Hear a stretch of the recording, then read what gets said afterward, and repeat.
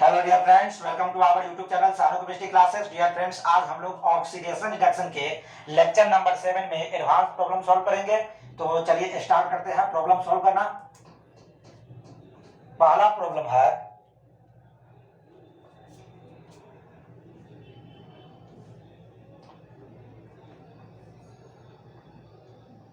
One mole के MnO4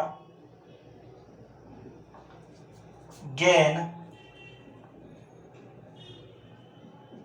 5 mole electron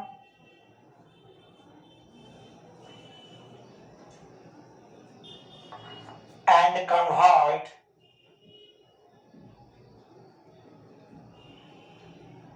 into a compound X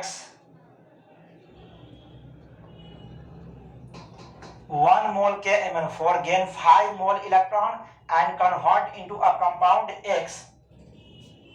Calculate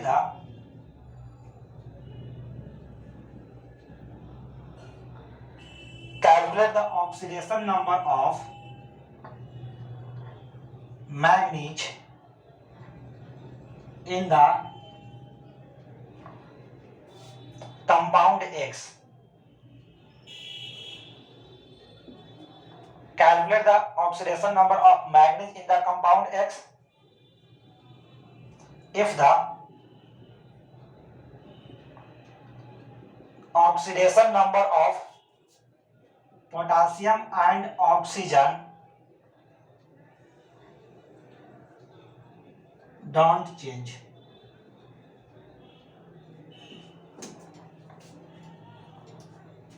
One mole K MnO4 gain 5 mole electron and convert into a compound X. Calculate the oxidation number of manganese in the compound X if the oxidation number of potassium does not change.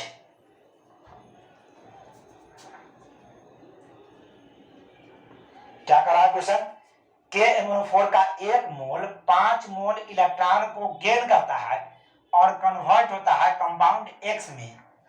तो उस compound X में manganese का oxidation number कितना होगा बताना है। Oxidation number of potassium और oxygen change नहीं करता है। K MnO4 जो है वह गेन कर रहा है 5 मोल इलेक्ट्रॉन को और कन्वर्ट हो रहा है कंपाउंड X में। कहने का मतलब इसका एक मोल इसके 5 मोल को गेन करके, एक मोल K MnO4 5 मोल इलेक्ट्रॉन को गेन करके कंपाउंड X में कन्वर्ट हो रहा है। तो इस कंपाउंड X में मैग्नीज का ऑक्सीडेशन नंबर बताना है। पोटेशियम और ऑक्सीजन का ऑक्सीडेशन नंबर चेंज नहीं करना, मतलब +1 में रहेगा और -2 जो था ऑक्सीजन -2 ही मिलेगा। तो क्या करेंगे, जब K MnO4 का एक मोल 5 मोल इलेक्ट्रॉन को गेन करेगा, 5 मोल इलेक्ट्रॉन को, इसका मतलब हुआ इसका एवोगाड्रो नंबर के बराबर मोलिक्यूल्स इसके 5 Na इलेक्ट्रॉन को गेन करेगा। देख लीजिए, कंपाउंड है तो कंपाउंड का एक मोल एवोगाड्रो नंबर के बराबर पार्टिकल्स के बराबर होता है। कंपाउंड का एक मोल एवोगाड्रो नंबर के बराबर पार्टिकल्स, कहने का मतलब पार्टिकल्स, कंपाउंड के केस में पार्टिकल्स का नाम होता है मॉलिक्यूल्स। तो इस कंपाउंड का एक मोल एवोगाड्रो नंबर के बराबर मॉलिक्यूल्स हो जाएगा। तो अगर एक मोल जो है K MnO4 अगर 5 मोल इलेक्ट्रॉन को गेन कर रहा है, इसका मतलब इसके एवोगाड्रो नंबर के बराबर मॉलिक्यूल्स 5 Na इलेक्ट्रॉन को गेन करेगा।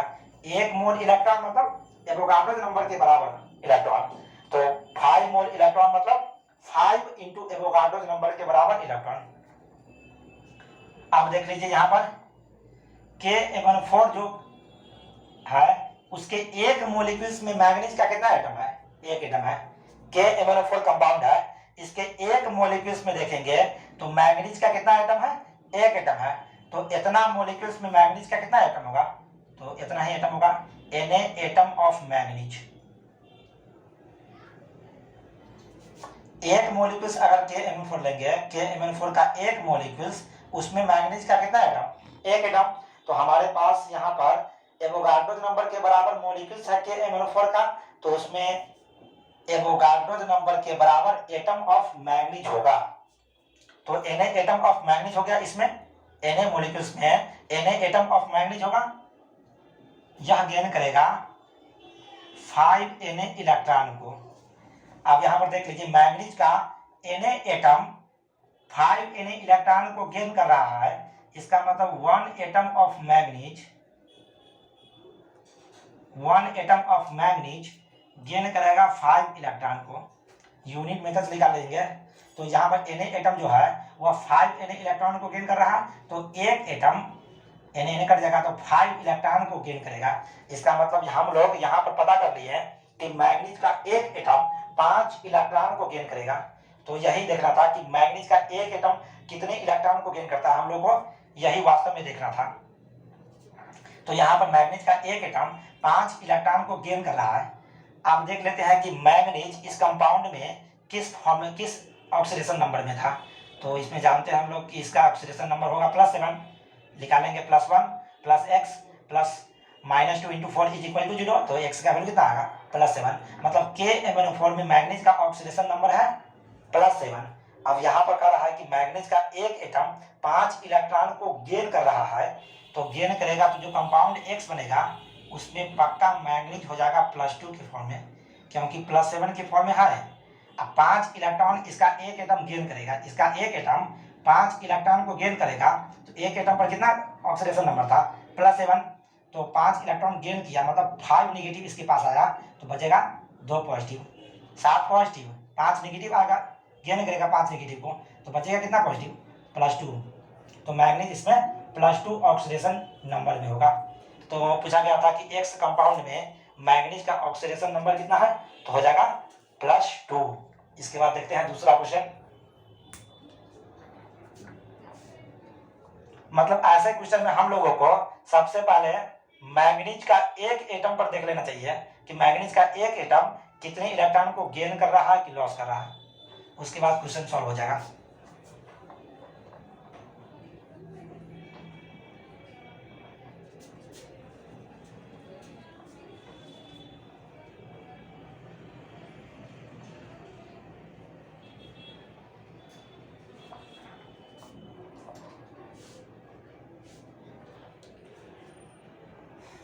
Question number 2,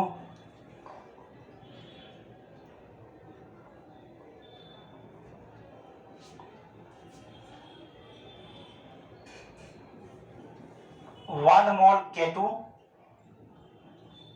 Cr2O7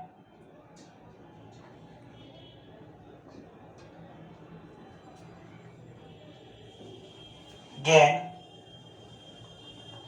6 mole electron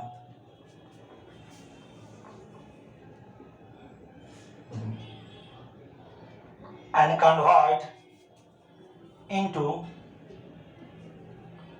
a compound X. 1 mole K2 Cr2O7 gain 6 mole electron and convert into a compound X. Calculate the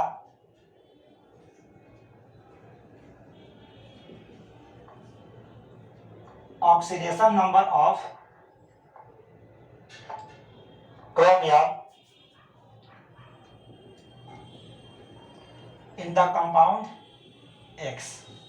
Calculate the oxidation number of chromium in the compound X. बोल रहा है कि if the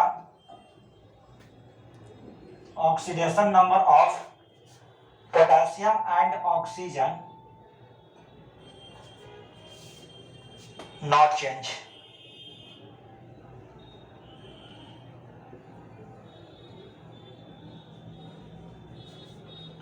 one mole K2 Cr2O7 gain 6 mole electron and convert into a compound X. Calculate the oxidation number of chromium in the compound X if the oxidation number of potassium and oxygen does not change. देखते हैं इसको कैसे solve करेंगे। तो कह रहा है कि K2 Cr2O7 का एक मोल 6 मोल इलेक्ट्रॉन को गेन कर रहा है और कन्वर्ट हो रहा है कंपाउंड X में, तो उस कंपाउंड X में क्रोमियम का ऑक्सीडेशन नंबर बताना है। तो क्या करना होगा, क्रोमियम का एक एटम कितने इलेक्ट्रॉन को गेन करेगा यह देखना होगा कि क्रोमियम का एक एटम कितने इलेक्ट्रॉन को गेन करेगा। तो देखते हैं पहले K2 Cr2O7, तो K2 Cr2 6 मोल इलेक्ट्रॉन को गेन कर रहा है,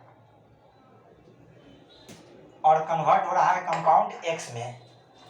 क्वेश्चन में कहा गया है कि इसका 1 मोल जो है इसके 6 मोल को गेन करके 6 मोल इलेक्ट्रॉन को गेन कर रहा है और कन्वर्ट हो रहा है कंपाउंड एक्स में। तो उस कंपाउंड एक्स में बताना है क्रोमियम का ऑक्सीडेशन नंबर।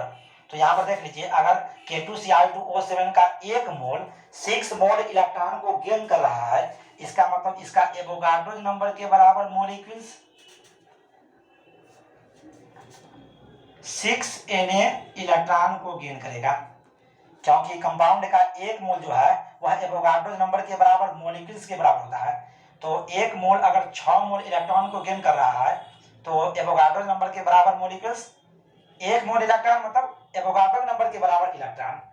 किसी भी सब्सटेंस का 1 मोल एवोगाड्रो नंबर के बराबर पार्टिकल्स होता है। तो 1 मोल इलेक्ट्रॉन होगा एवोगाड्रो नंबर के बराबर इलेक्ट्रॉन, तो 6 मोल इलेक्ट्रॉन होगा 6 इंटू एवोगाड्रो नंबर के बराबर इलेक्ट्रॉन। तो ऐसा कीजिए, सबसे पहले देख लीजिए कि K2Cr2O7 के 1 मोलिक्यूल्स में क्रोमियम का कितना एटम है। तो यहाँ पर देख सकते हैं कि K2Cr2O7 के 1 मोलिक्यूल्स में क्रोमियम का 2 एटम है। तो Na मोलिक्यूल्स में 2 Na एटम ऑफ क्रोमियम होगा। ठीक है, K2Cr2O7 के 1 मोलिक्यूल्स में क्रोमियम का 2 एटम, तो Na मोलिक्यूल्स में 2 Na एटम ऑफ क्रोमियम होगा। तो 2 Na atom of chromium gain कर रहा है 6 Na इलेक्ट्रॉन को। तो यहाँ पर यूनिट मेथड से हो जाएगा 1 एटम ऑफ क्रोमियम गेन करेगा 3 इलेक्ट्रॉन को। लगा दीजिए यूनिट मेथड। तो 1 atom of chromium, 1 atom of chromium gain करेगा 3 इलेक्ट्रॉन को। कहने का मतलब क्वेश्चन में कह रहा था कि K2Cr2O7 का 1 मोल 6 मोल इलेक्ट्रॉन को गेन कर रहा है। तो इसका मतलब क्रोमियम का 1 एटम 3 इलेक्ट्रॉन को गेन करेगा। तो क्रोमियम का जब 1 एटम 3 इलेक्ट्रॉन को गेन करेगा तो X, कंपाउंड X में क्रोमियम का ऑक्सीडेशन नंबर कितना होगा। तो इसके लिए सबसे पहले इसका ऑक्सीडेशन नंबर कितना होता है। तो इसका ऑक्सीडेशन नंबर होता है क्रोमियम का इस कंपाउंड में +2 x माइनस 7 × 14 बराबर 0। तो x +12, x का मान +6 होता है इसमें। मतलब क्रोमियम का ऑक्सीडेशन नंबर इसमें होता है K2Cr2O7 में +6। और जब क्रोमियम का 1 एटम 3 इलेक्ट्रॉन को गेन करेगा तो कंपाउंड X में क्रोमियम का ऑक्सीडेशन नंबर कितना होगा। तो +6 जो था 3 इलेक्ट्रॉन को जैसे ही गेन करेगा, मतलब 3 निगेटिव लिया अपने में 3 निगेटिव लेगा तो हो जाएगा +3 में। तो कंपाउंड X में क्रोमियम का ऑक्सीडेशन नंबर हो जाएगा +3। +6 में था और 3 इलेक्ट्रॉन को गेन किया, इसका मतलब 3 निगेटिव लिया है तो बचेगा कितना, 3 पॉजिटिव बचेगा। तो इसका मतलब कंपाउंड X में क्रोमियम का ऑक्सीडेशन नंबर हो गया +3। इसके बाद अगला क्वेश्चन,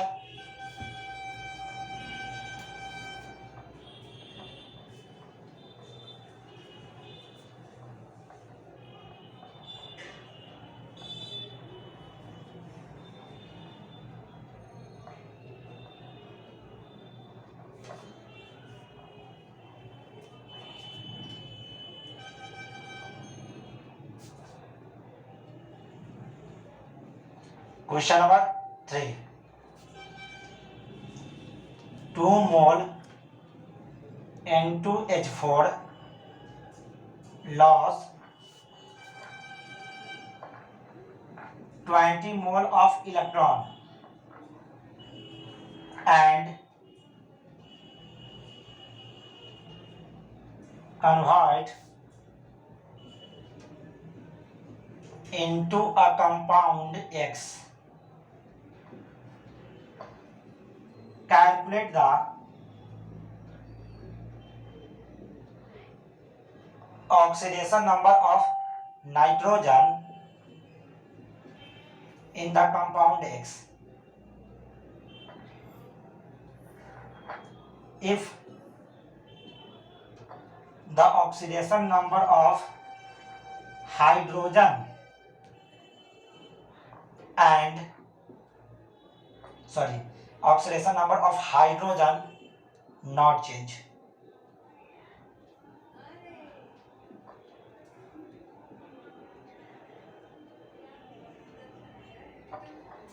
कह रहा है question 2 mole N2H4 lost 20 mole of electron and convert into a compound X. Calculate the oxidation number of nitrogen in the compound X if the oxidation number of hydrogen does not change. मतलब hydrogen का oxidation number change नहीं कर रहा है, तो compound X जो बना है उसमें ऑक्सीडेशन नंबर बताना है नाइट्रोजन का। हो क्या रहा है, तो N2H4 जो है इसका 2 मोल 20 मोल इलेक्ट्रॉन को लॉस कर रहा है। गेन करेगा तो प्लस और लॉस करेगा तो माइनस कर दीजिए, बनाएगा कंपाउंड X। इसमें से 20 मोल इलेक्ट्रॉन लॉस होगा तो कंपाउंड X में कन्वर्ट होगा। क्वेश्चन कर रहा है कि इसका 2 मोल है, इसका 20 मोल ऑफ इलेक्ट्रॉन है। N2H4 का 2 मोल 20 मोल ऑफ इलेक्ट्रॉन को लॉस करेगा और कन्वर्ट होगा कंपाउंड X में। तो कंपाउंड X में नाइट्रोजन का ऑक्सीडेशन नंबर बताना है। तो इसका 2 मोल मतलब 2Na मोलिक्यूल्स। अगर 1 मोल होता, 1 मोल N2H4 का 1 मोल, तो कंपाउंड का 1 मोल एवोगाड्रो नंबर के बराबर मोलिक्यूल्स, तो 2 मोल तो 2Na मोलिक्यूल्स। इसमें 1 मोल इलेक्ट्रॉन मतलब एवोगाड्रो नंबर के बराबर इलेक्ट्रॉन, तो 20 मोल मतलब 20Na इलेक्ट्रॉन। अब देख लीजिए, अगर 1 मोलिक्यूल्स को देखा जाए तो N2H4 के 1 मोलिक्यूल्स में नाइट्रोजन का 2 एटम, तो इसमें हो जाएगा 4Na एटम ऑफ नाइट्रोजन।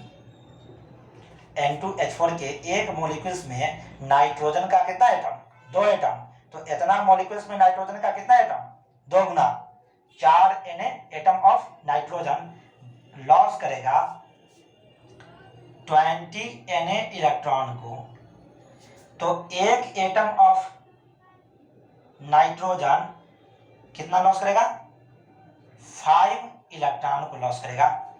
मतलब ऐसे क्वेश्चन को सॉल्व करने के लिए 1 एटम पर विचार करेंगे।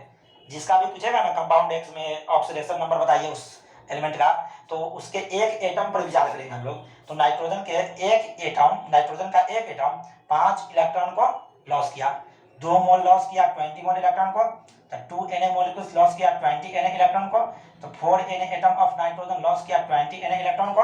इसका मतलब 1 एटम ऑफ नाइट्रोजन लॉस किया 5 इलेक्ट्रॉन को। तो नाइट्रोजन का 1 एटम जब 5 इलेक्ट्रॉन को लॉस करेगा, गेन करने से नेगेटिव को लिया जाता है और लॉस करने से नेगेटिव दिया जाता है, मतलब पॉजिटिव में बदलेंगे।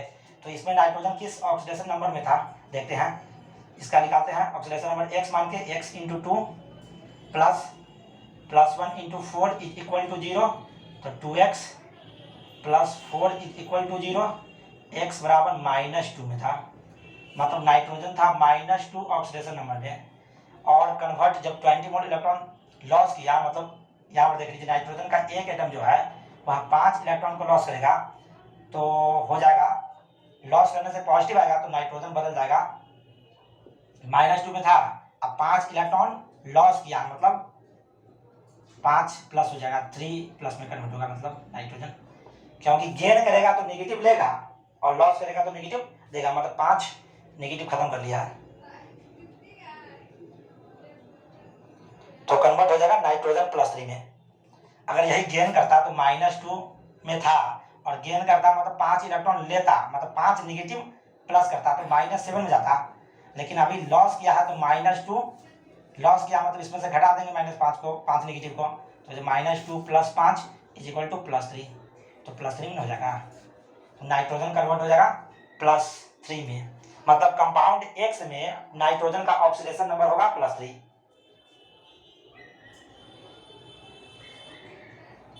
इसके बाद एक और क्वेश्चन है,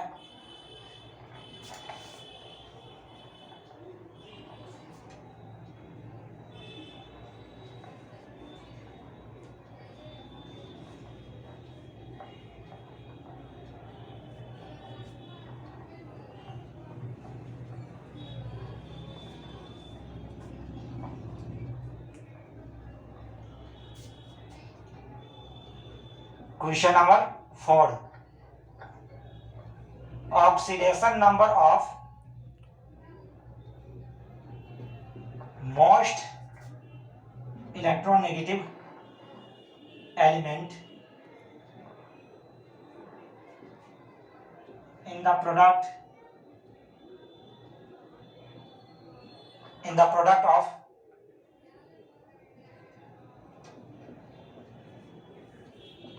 hydrolysis of